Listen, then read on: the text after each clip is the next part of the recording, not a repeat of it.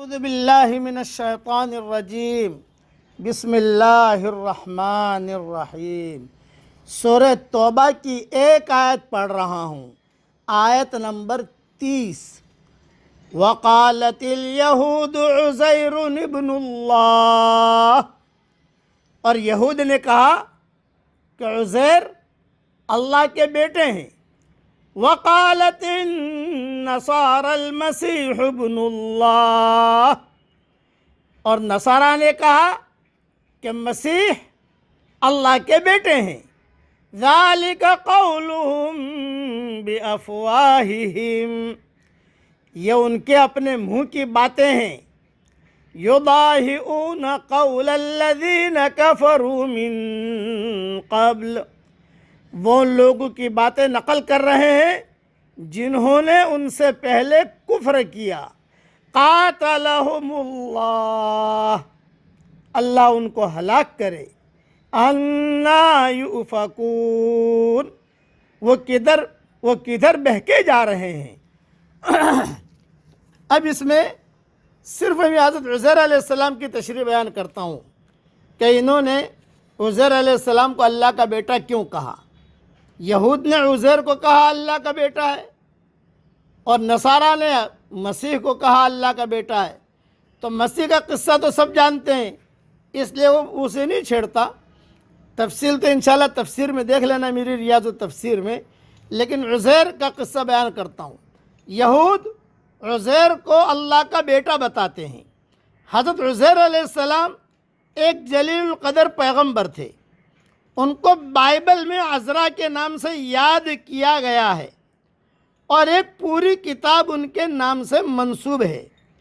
جب بخت نصر کے حملے میں تورات کے نسخے سارے ختم ہو گئے تھے، بخت نصر نے حملہ کیا تھا جس سے تورات کے سارے نسخے ختم ہو گئے، تو انہوں نے اپنی یادداشتیں، ان کو حفظ تھی تورات، انہوں نے اپنی یادداشت سے دوبارہ لکھوایا تھا، اور شاید اسی وجہ سے بعض یہودی انہیں اللہ کا بیٹا ماننے لگے تھے۔ یہاں یہ واضح رہے کہ ان کو بیٹا ماننے کا عقیدہ سب یہودیوں کا نہیں ہے، بلکہ بعض یہودیوں کا ہے جو عرب میں بھی آباد تھے۔ اب ان کا قصہ سن لیجئے۔ یہود عزیر کو اللہ کا بیٹا بتاتے ہیں۔ اللہ اس سے پاک اور برتر اور بلند ہے کہ اس کی اولاد ہو۔ ان لوگوں کو حضرت عزیر علیہ السلام کی نسبت یہ جو وہم ہوا، اس کا قصہ یہ ہے کہ جب عمالقہ بنی اسرائیل پر غالب آ گئے، ان کے علماء کو قتل کر دیا، ان کے رئیسوں کو قید کر دیا، اور بڑے بڑے علماء ان کو مار مار کے ڈال دیا، اور جتنے تورات کے نسخے تھے ان کو بھی جلا دیا، ان کو بھی ختم کر دیا۔ تو عزیر علیہ السلام علم کے اٹھ جانے اور علماء کے قتل ہو جانے سے اور بنی اسرائیل کی تباہی سے سخت رنجیدہ ہوئے، اور اب جو رونا شروع کیا، بہت روئے حضرت عزیر علیہ السلام، بہت روئے، تو اتنا روئے کہ آنکھوں سے آنسو نہ تھمتے تھے، روتے روتے پلکیں بھی جھڑ گئی۔ اور یہ روئے کیوں؟ بھئی بنی اسرائیل کے اتنے علماء شہید ہو گئے، اوہو، تورات آسمانی کتاب تھی، یہ بھی انہوں نے ختم کر دی۔ جگہ جگہ سے لے کر جہاں تورات دیکھتے تھے، یہ بخت نصر کے لوگ بنو عمالقہ اس کو یعنی کسی کے گھر میں تورات ملی، وہ گھر والے کو مار دیتے تھے اور تورات کو بھی جلا دیتے تھے۔ جہاں پتہ چلا کہ تورات ہے، بس اس کا ٹھکانہ نہیں، اس کو اٹھا لیتے تھے۔ اس طریقے سے انہوں نے ان پر ظلم کیا تھا۔ اس وجہ سے عزیر علیہ السلام بہت روئے، پلکیں جھڑ گئی، اور بہت ہی روتے رہے۔ روتے ایک دن میدان سے گزر ہوا، اور روتے ہوئے جا رہے تھے کہ ایک عورت ایک قبر کے پاس بیٹھی رو رہی ہے، اور کہہ رہی ہے، ہائے اب میرے کھانے کا کیا ہوگا، میرے کپڑوں کا کیا ہوگا۔ اس کے شوہر کی قبر تھی اور وہیں رو رہی تھی۔ تو حضرت عزیر علیہ السلام اس کے پاس ٹھہر گئے اور اس سے فرمایا، اس شخص سے پہلے تجھے کون کھلاتا تھا اور کون پہناتا تھا؟ یہ تو اس کی قبر پر آ کر رو رہی ہے، اس سے پہلے تجھے کون کھلاتا تھا، کون پہناتا تھا؟ تو اس نے کہا اللہ تعالیٰ. تو آپ نے فرمایا پھر اللہ تعالیٰ تو اب بھی زندہ باقی ہے، اس پر تو کبھی موت نہیں آئے گی.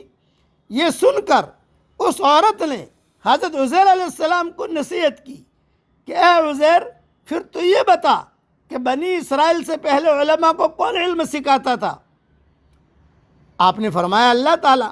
اس نے کہا پھر آپ یہ رونا دھونا لے کر کیوں بیٹھے ہیں؟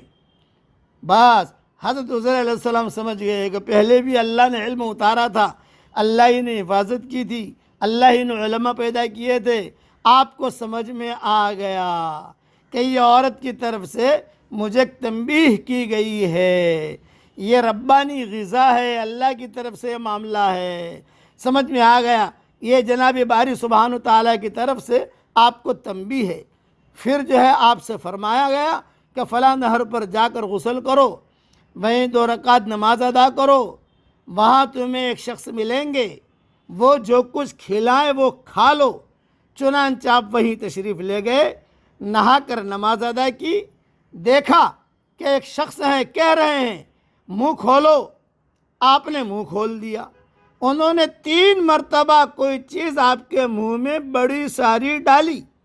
اسی وقت اللہ تبارک و تعالیٰ نے آپ کا سینہ کھول دیا اور آپ تورات کے سب سے بڑے عالم بن گئے.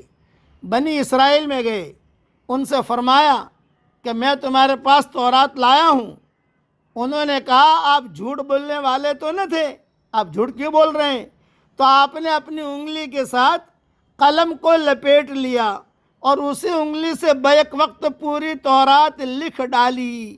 ادھر لوگ لڑائی سے لوٹے، ان میں ان کے علماء بھی واپس آئے تو انہیں عزیر علیہ السلام کی اس بات کا علم ہوا. یہ گئے اور پہاڑوں اور غاروں میں تورات شریف کے جو نسخے چھپا آئے تھے وہ نکال لائے.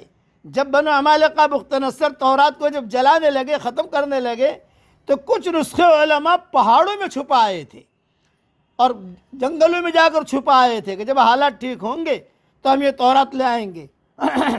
چنانچہ وہ گئے اور اس پر جو ہے وہ جو بھی پہاڑوں میں نسخے چھپا آئے تھے وہ نکال لائے اور ان نسخوں سے حضرت عزیر علیہ السلام کے لکھے ہوئے نسخے کا مقابلہ کیا تو بالکل صحیح پایا، ایک حرف بھی آگے پیچھے نہیں.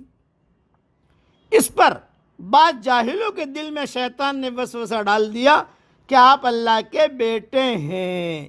اس لیے قرآن میں کہا گیا کہ وقالت الیہود عزیر ابن اللہ. یہ پوری تفصیل میں نے بیان کر دی آپ کو. حضرت مسیح علیہ السلام کو نصرانی اللہ کا بیٹا کہتے تھے، ان کا واقعہ تو ظاہر ہے، ہر آدمی جانتا ہے، اس لیے میں اسے بیان نہیں کرتا. یہ ساری تفسیر تو میں نے تفسیر ابن کثیر سے لی ہے، جلد 2 صفحات 340. اب پڑھ لیجئے میرے ساتھ. اللہم لک الحمد حمدن حمدا